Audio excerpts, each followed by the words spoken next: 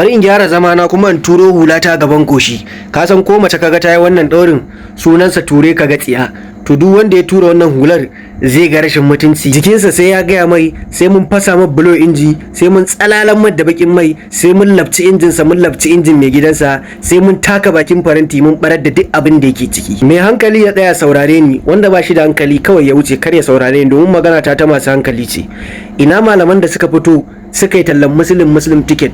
Ina malaman da suka yi kungiya suka je suka tirsasa shugaban kasa Bola Ahmed Tinubu lokacin da ake yakin neman zaɓe akan ya fito ya nemi kujerar shugabancin Najeriya, domin sun su bazan ce mana shi Bola Ahmed Tinubu ya haƙura da takarar Najeriya. Su suka yi kungiya suka je suka lallaba mai girma shugaban kasa Bola Ahmed Tinubu, suka ba shi hakuri, suka taushi zuciyarsa, suka shafa mai ruwan sanyi, ya ji ya aminta ya yarda zai karɓi shugabancin Najeriya, domin sun yarda da tsarinsa, sun yarda wato ainihin kudirin da ya zo da shi, saboda ya ɗauko mataimaki musulmi kuma shi ma yana amsa sunan musulunci.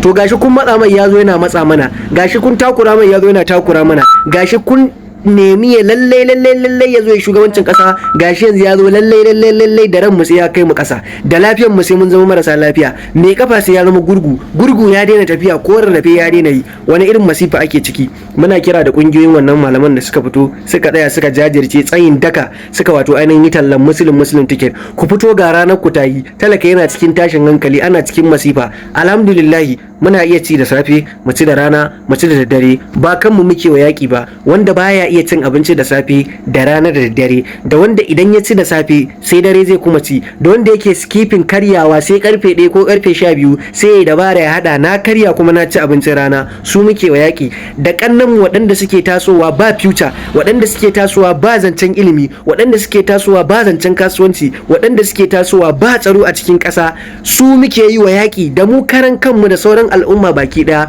muna kira da wannan malaman, ku fito ku yi kungiya daya da murya daya a gaya shugaban kasa. Ba ma sai an je ba, sakon ku daga inda yake ya isa. Ku muke jin maganar ku muka yadda ku ne wakilan mu, malamai magada annaba.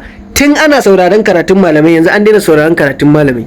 Tun malami zai faɗa a ce Allahu akbar, yanzu malamin ya faɗa ce ake ƙarya yake yi. Wallahi an shiga wani yanayi, kuma billahi lazi la ilaha illa wa ko a yadda wasu kar a yadda wasu daga cikin malamai su suka ja wannan masifa, su suka ja mana wannan tashin hankali, saboda an ba su kuɗi, saboda an ba su kwangiloli, an ba su motoci, an kai su Saudiya, an ba su abubuwa da za su zo su kare gwamnati ta yi gaskiya ko ba ta yi gaskiya ba. Muna kira gare ku da ku fito ku gaya shugaban kasa da babban murya a kawo mutane sauki, a kawo mutane tallafi, a gyara kasa ta dawo, talaka iya siyan abinci da kansa, ba sai an ba mu sadaka ba sai an ba mu tallafi ba ma so.